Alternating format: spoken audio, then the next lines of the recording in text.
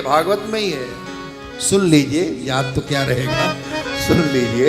नमो भगवते तुभ्यम वासुदेवाय धीमहि।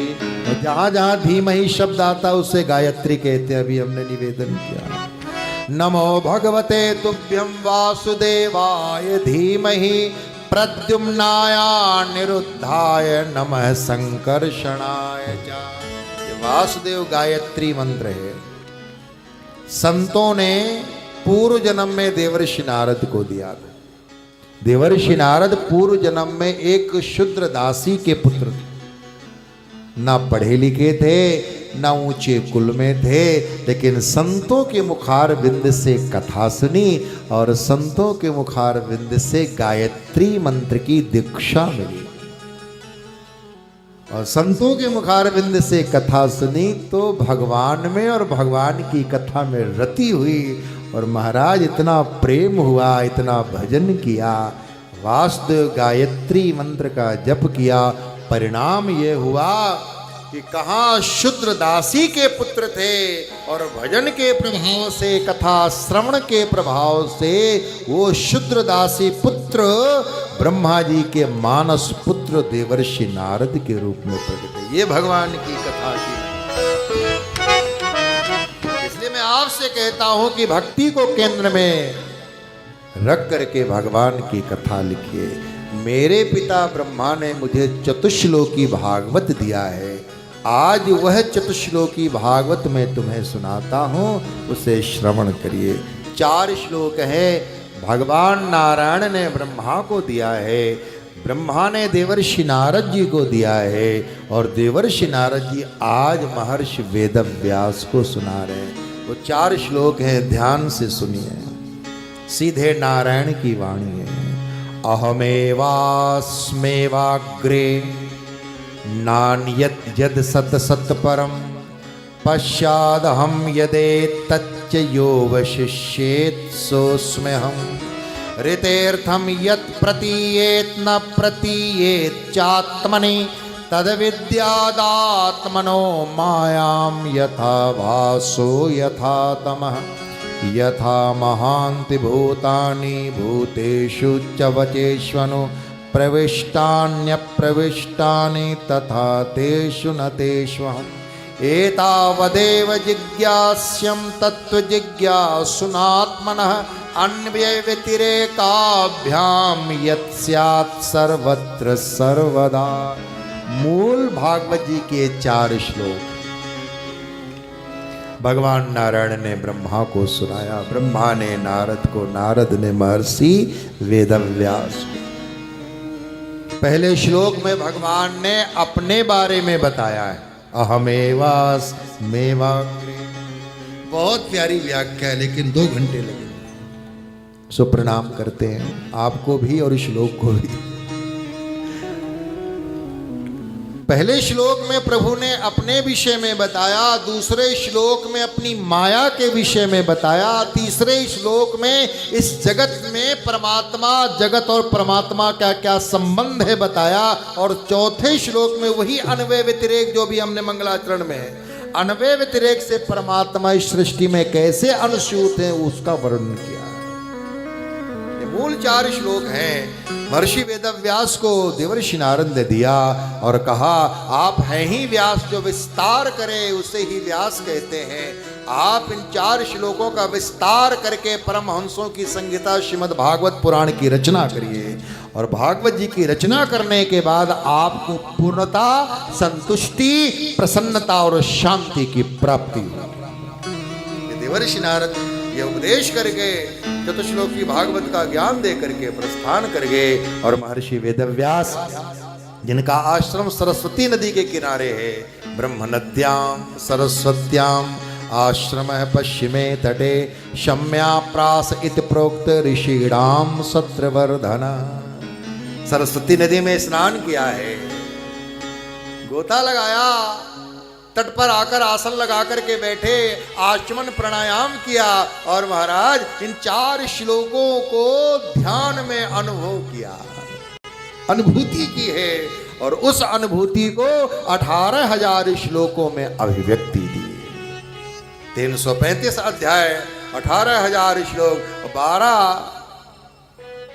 स्कंधों की परमहंसों की संहिता का वर्णन किया है, लेखन किया है। और भागवत जी की रचना करने के बाद अब महर्षि जी को परम संतोष मिला। देखो महाराज, इतना बड़ा महात्मा महापुरुष भागवत जी की रचना के बाद पूर्णता को और परम संतोष को प्राप्त हुए, परम सुख मिला, परम आनंद मिला। लेकिन महात्मा है, महर्षि है, सोचते हैं कि जो परम सुख मुझे मिला है, जो परमानंद मुझे मिला है, ये जन जन को मिले, सबको मिले, ये प्रसाद सब में बंटना चाहिए, इसका प्रचार प्रसार होना चाहिए। लेकिन प्रचार प्रसार कैसे हो? मैं तो बूढ़ा हो चला, अब तो शरीर में इतनी ताकत ना रही। मैं इस पावन ग्रंथ को, परमहंसों की संहिता को ऐसे किसी सुपात्र को दो जिससे इसका प्रचार प्रसार हो। लेकिन ये परमहंसों की संहिता है, परम ज्ञानियों की संहिता है, जिसे सौंपूं वो परम ज्ञानी हो। लेकिन साथ ही साथ ये विशुद्ध प्रेम शास्त्र है, भक्ति रस से लबालब भरा हुआ ग्रंथ है। तो जिसे दूं वो शुष्क ज्ञानी नहीं, वो भगवान का भक्त भी हो। वो कौन है? दृष्टि स्थिर हुई किस पर? शुक पर, शुकदेव पर। पुत्र है ना पात्र है। इसलिए हमने कल निवेदन किया था कि आध्यात्मिक ज्ञान में शारीरिक रिश्ता हो अनिवार्य नहीं है, पात्रता अनिवार्य है। लेकिन महर्षि वेदव्यास ने सोचा कि मेरा बेटा तो घर में रहता नहीं, वो तो जंगल जंगल में विचरण करता है, जन्म लेते ही वन को प्रस्थान कर गया है। और वैसे भी अगर वो मिला भी, मैंने सीधे कहा बेटा भागवत जी का अध्ययन कर लो, तो कहेगा पिताजी अब क्या नया पढ़ना, क्या नया सीखना, मेरा बेटा तो ब्रह्म ज्ञानी, ब्रह्म दृष्टा महापुरुष है। लेकिन बाप है, पिता है, बेटे की रुचि को तो कुछ न कुछ जानते ही होंगे। भले ही मेरा बेटा आकंठ तृप्त है, सब कुछ जानता है, सर्वज्ञानी है, आत्मज्ञानी है, ब्रह्म ज्ञानी है, वैसे जैसे कोई भोजन से आकंठ तृप्त व्यक्ति को कोई अगर व्यंजन खाने को कहे तो नहीं खाएगा, लेकिन आकंठ तृप्त व्यक्ति को भी अगर कोई पान का बीड़ा थमाए तो पान के बीड़े को इनकार नहीं करना, क्योंकि पान का बीड़ा वो ग्रहण किए गए व्यंजन के लिए रोचक है और पाचक है। वैसे ही भागवत जी ऐसा है कि भले ही मेरा बेटा ब्रह्म ज्ञानी है, परम ज्ञानी है, समस्त वेद शास्त्रों का ज्ञाता है, लेकिन भागवत जी उसके लिए पान का बीड़ा बनेगी और उसके जीवन में निखार आएगा, लालिमा आएगी। और महाराज वास्तव में बीड़ा माने संकल्प भी होता है। लोग कहते ना कि इस काम का हमने बीड़ा उठाया है। बीड़ा केवल पान के ही बीड़े को नहीं कहते, बीड़ा संकल्प को भी कहते। बड़ा सुंदर भाव है कि कोई बेटा अपने बाप से कहे बेटा पिताश्री अब आप बूढ़े हो चले, पर आप चिंता मत करिए, आपके कार्य को मैं आगे बढ़ाऊंगा और 100 कदम आगे बढ़ाऊंगा और 100 फीट ऊंचा करूंगा। मैं बीड़ा उठाता हूं। बाप खुश होता है और हर पिता चाहता है कि उसका पुत्र उससे भी 10 कदम आगे जाए। लेकिन महर्षि वेदव्यास ने सोचा क्या करूं, मेरा बेटा तो जंगल में है, वन वन में विचरण करता है। तो यह बड़ा सुंदर भाव है कि महर्षि जी ने अपने आश्रम के कुछ ब्रह्मचारियों को भागवत जी के श्लोक रटाए और कहा जब वन में आश्रम की गायों को चराने के लिए जाना तो यज्ञ के लिए सूखे काष्ठ एकत्रित करते हुए भागवत जी के इन श्लोकों का गान करना। कोई न कोई रसज्ञ इनकी सराहना करेगा और कहीं मेरे बेटे ने इन भागवत जी के श्लोकों को सुन लिया तो मुझे विश्वास है कि मेरा बेटा मेरे पास खींचा हुआ चला आएगा। ये बाप का भरोसा है।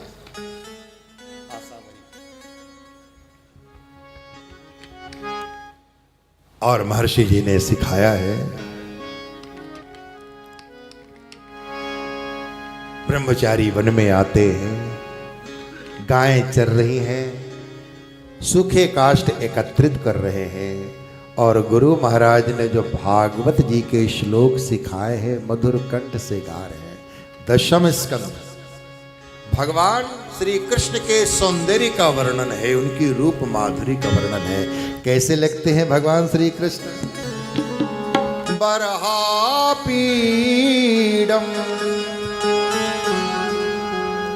बरहापीडम नटवर वपु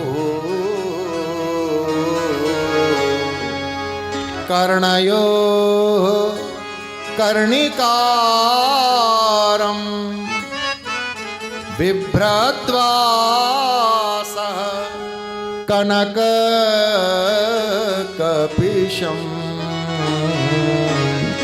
वैजयन्ती च मालां रन्ध्रान् वेणु अधर सुधया पूरयन् गोपवृन्दै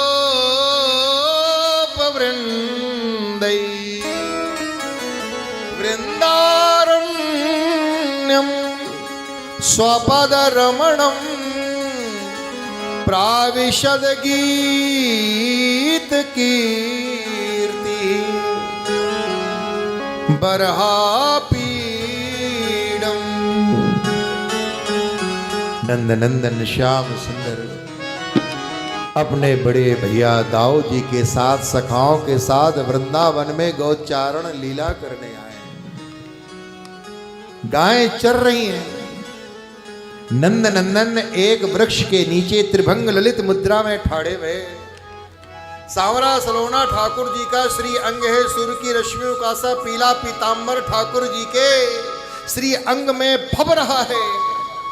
माथे पर मोर पंख का मुकुट, बरह माने मोर, कान में कनेड़ के पुष्प है, रत्नारे कजरारे अरुणारे ठाकुर जी के नेत्र है। कमर में फेटा है, फेटे में वंशी है, वंशी को निकाला, अधरार्पित किया है, वंशी के छिद्रों को कोमल करांगुलियों से आच्छादित किया, वंशी में प्राण पूरे बज उठी है वेणु, और वह वेणु स्वर संगीत सारे वृंदावन में गुंजित हो रहा है। जड़ चेतन चेतन जड़ हो रहा है। रंध्रान वेणु अधर सुधया पूरयन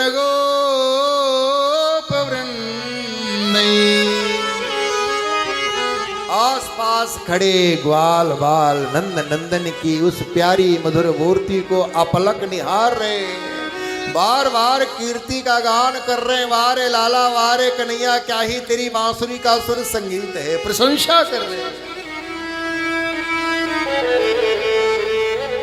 ऐसी रूप माधुरी है भगवान की। ये ऐसे हैं भगवान जिनके साथ सुंदर शब्द जुड़ा है, श्याम सुंदर।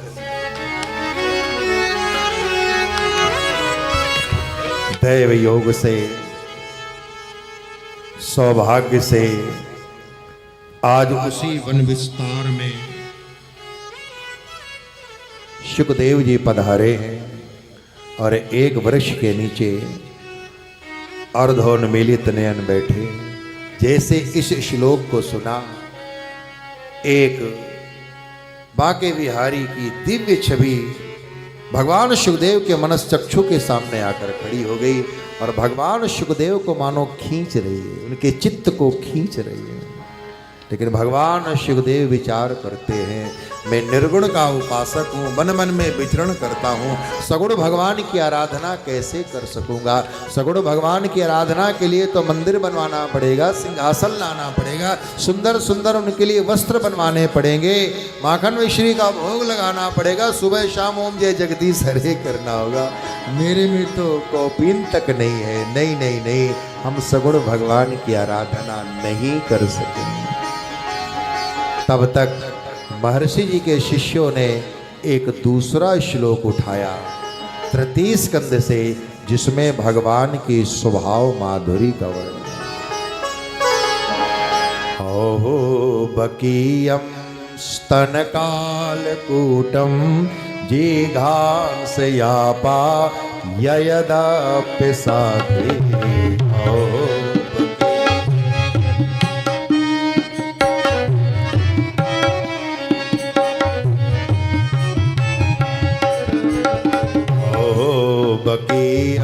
स्तन कालकूटम दीघांसयापा ययदाप्य साध्वी लेभे गतिं धातृचितां ततोऽन्यं कं वा दयालुं शरणं व्रजेम। अहो वकीलम् अहो वकीलम् अहो वकीलम्। वकी यानी पूतना। वो पूतना अपने आंचल में कालकूट विश्व पढ़ करके आई थी 6 दिन के लाला को, कन्हैया को मारने। और उस पूतना को भी भगवान ने वो सदगति प्रदान की जो अपनी मैया यशोदा को दे। ऐसी दयालुता और कहाँ मिलेगी? जो भगवान को मारने की भावना से आई, उसको भी भगवान ने माँ जैसी सदगति प्रदान की है। ऐसे दयालु प्रभु की शरण में ना जाएं तो किसकी शरण में जाएं? और यह श्लोक जैसे सुखदेव जी ने सुना तो आंखों से आंसुओं के तोरण बन गए। आंख खोल करके देखा तो कुछ ब्रह्मचारी समुदाय एकत्रित करते हुए भागवत जी के श्लोकों का गान कर। और सुखदेव जी ने उन ब्रह्मचारियों को अपने निकट बुलाया और कहा, भैया बड़े ही प्यारे श्लोक हैं। ब्रह्मचारियों ने कहा, आपको भाए? भगवान सुखदेव ने कहा, हमको भाई नहीं लुभाए। बहुत अच्छे श्लोक हैं। किस संहिता के श्लोक हैं? बोले भागवत संहिता के श्लोक हैं। ब्रह्मर्षि सुखदेव ने कहा, मैंने इस संहिता का तो नाम ही नहीं सुना। ब्रह्मचारियों ने कहा, कैसे सुनोगे? ये तो नई नई रचना है। हमारे गुरु महाराज ने अभी नई नई रचना की है, लेटेस्ट है। भगवान सुखदेव ने कहा, भले ही लेटेस्ट हो लेकिन बेस्ट है। अब तो लगता है जीवन का सच्चा रेस्ट इसी में है। बस एक बात और बताओ, इसके रचनाकार कौन है? ब्रह्मचारियों ने कहा, हमारे गुरु महाराज महर्षि वेद व्यास। और सुनते ही सुखदेव जहाँ बैठे थे उठ खड़े हुए। अरे अरे, तो फिर खजाना कहीं बाहर नहीं है, घर में ही है। वो तुम्हारे गुरु हैं, मेरे शरीर के पिता हैं। चलो चलो, मैं भी तुम्हारे साथ साथ अपने पिता के पास चलता हूँ और पिता से प्रार्थना करता हूँ कि अन्य ग्रंथ भले ही औरों को दे दे, वसीयतनामा करिए ये भागवत संहिता मेरे पुत्र सुखदेव को मिले। और जो पिता का पितृ वात्सल्य पुत्र को पितृगृह त्याग करने से रोक नहीं पाया था, उसी पुत्र को भागवत जी के श्लोक बाप के पास खींच करके ले आए। और भगवान सुखदेव महर्षि वेदव्यास पिताश्री से प्रार्थना करते हैं, पिताजी मुझे भागवत का अध्ययन कराइए। अब जरा सुनिए, सोचिए कि ऐसे पिता की क्या स्थिति हुई होगी। जो पिता चाह रहे हैं वही पुत्र प्रार्थना कर रहा है। और महर्षि वेदव्यास ने अपने पुत्र सुखदेव को भागवत का अध्ययन कराया। यहाँ प्रमाण भागवत जी का श्लोक। तो महर्षि जी ने सुखदेव जी को भागवत का अध्ययन कराया। श्लोक सुनिए, ससंहितां भागवतीं कृत्वानुक्रम्य चात्मजम। आत्मज माने बेटा, अपने आत्मज को यानी सुखदेव को भागवत जी का अध्ययन कराया। शुकम अध्यापयामास निवृत्ति निरतम आत्मा रामाश्य मुनियो निर्ग्रंथाप्युरुक्रमे कुर्वन्त अहेतु किं भक्तिं इत्थं भूत गुणो हरि। भागवत जी का अध्ययन किया महाराज। अध्ययन क्या किया? भागवत आसो पिया। और उस आसो को पी करके भगवान सुखदेव नाचते गाते भागवत जी के श्लोकों को गुनगुनाते और दुनिया को यह अमृत पिलाने के लिए निकल पड़े। और एक प्यासा मिला और वो प्यासा बैठा था गंगा के किनारे, लेकिन उसकी प्यास भागीरथी गंगा से बुझने वाली नहीं थी, भागवती गंगा से बुझने वाली थी। वो कौन है? वो राजा परीक्षित। अब राजा परीक्षित के दिव्य जन्म कर्म की कथा सुनाते हैं। यहाँ थोड़ा महाभारत का प्रसंग आया है। महाभारत का प्रसिद्ध युद्ध हुआ कौरवों और पांडवों के बीच में। युद्ध अपनी अंतिम परिणति में है। भीमसेन की गदा के प्रहार से भगनोर दंड दुर्योधन धरती पर पड़ा पीड़ा से कराह रहा है। शाम का वक्त है। अपने मित्र दुर्योधन का प्रिय करने के लिए, प्रसन्न करने के लिए गुरु द्रोण का पुत्र अश्वत्थामा दुर्योधन के पास आता है और कहा, मित्र आपकी यह दुर्दशा देख करके मुझे बड़ा कष्ट हो रहा है, लेकिन आपने तो कभी मुझे महारथी माना नहीं। अगर युद्ध की बागडोर मेरे हाथ में होती तो युद्ध का परिणाम ही कुछ और हो। दुर्योधन ने कहा, अश्वत्थामा मैं अभी मरा नहीं हूं, ले मैं अभी तेरे ललाट पर तिलक किए देता हूं। और कहते वहीं की मिट्टी उठाया, अश्वत्थामा के ललाट पर लगाया। अश्वत्थामा ने प्रतिज्ञा की कि आज मैं पृथ्वी को नपांडवी कर दूंगा, पांचों पांडवों के मस्तक धड़ से अलग करके तुम्हारे पास ले आऊंगा। और ये संकल्प लेकर के अश्वत्थामा जाता है। और यहां भगवान पांडवों से कहते हैं, क्योंकि दुर्योधन मरणासन्न है, महाभारत का युद्ध लगभग विराम है, उत्सव मना रहे हैं पांडव, तो भगवान ने कहा चलो यह विजयोत्सव कहीं और चल करके मनाते हैं, अन्यत्र स्थान पर मनाते हैं। और भगवान पांडवों को तो अपने साथ ले जाते हैं, लेकिन जहां पांडव नित्य शयन करते हैं उनके बिस्तरों में द्रौपदी से उत्पन्न 5 कुमार पुत्र विश्राम कर रहे हैं, सो रहे। रात्रि का समय, कुमारावस्था है, 16 से लेके 20 साल की उम्र कुमारावस्था कहलाती। कदकाठी में खाते पीते घर के, कदकाठी में अपने पिताओं को ही मानो प्राप्त हो गए हों, रात्रि में विश्राम कर रहे हैं। अश्वत्थामा आया और पांडव समझ करके द्रौपदी से उत्पन्न 5 कुमार पुत्रों का धड़ सिर से अलग किया और 5 पुत्रों के सिर लेकर के दुर्योधन के पास आया और कहा, लो मित्र दुर्योधन, ये 5 पांडवों के सिर। दुर्योधन को आश्चर्य हुआ, ये अभी गया और थोड़ी देर में अभी लौट आया, क्या पांडवों को मारना इतना आसान है? हम पांडवों को मारने के लिए 100 के 100 भाई खप गए, और ये गया और आ गया 5 पांडवों के सिर लेकर के। तो प्रसन्नता तो हुई, लेकिन साथ ही आश्चर्य हुआ, और आवेश में आकर के दुर्योधन ने उन 5 सिरों को दबाया, तो 5 सिर फूट गए, टूट गए।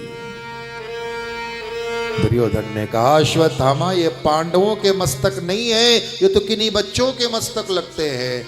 और जब बाद में दुर्योधन को पता लगा कि अश्वत्थामा ने पांडवों के स्थान पर द्रौपदी से उत्पन्न 5 कुमार पुत्रों की हत्या की है, तो दुर्योधन ने भी हाहाकार किया, अरे गुरुपुत्र ये तुमने क्या कर डाला? मेरा विरोध पांडवों के साथ, ना कि उनके बच्चों के साथ। तुमने तो हमारे वंश को मिटा डाला, हम सबके सब भाई गए। सुभद्रा का बेटा वीर अभिमन्यु रणांगण में वीरगति को प्राप्त हुआ, हमारे वंश को आगे बढ़ाने वाले मात्र यही 5 बालक थे, तुमने उनको भी मिटा दिया। यह कृत्य दुर्योधन को भी अच्छा नहीं लगा, लेकिन उसको एक शाप था कि जब एक ही घटना से तुझे थोड़ी देर में खुशी और फिर थोड़ी देर में दुख मिले, उसी समय तेरी मृत्यु होगी, और मर गया। अभी किसने शाप दिया था इसको, ये नाम बताएंगे। उत्सुकता बनी रहनी चाहिए, इसको शाप लगा दे तू। उसी घटना से खुश हुआ, उसी घटना से पीड़ा हुआ। लेकिन 5 पुत्रों को गंवाने वाली द्रौपदी जी व्यथित हैं, रो रही हैं। सबसे ज्यादा पीड़ा तो इस बात की है कि मेरे बच्चों की सदगति नहीं हुई। धन्य है सुभद्रा का पुत्र वीर अभिमन्यु, कम से कम वीर गति को तो प्राप्त हुआ, लेकिन मेरे बच्चे ना तो मरते समय हरि का स्मरण कर पाए हैं, ना तो रणांगण में वीर गति को प्राप्त हो पाए हैं। इनकी सदगति कैसे होगी? भगवान श्री कृष्ण आते हैं और पांचों शवों में अपनी अमृतमयी दृष्टि डाल करके पांचों शवों को सदगति प्रदान की। द्रौपदी जी के आंसू पहुंचे। ये द्रौपदी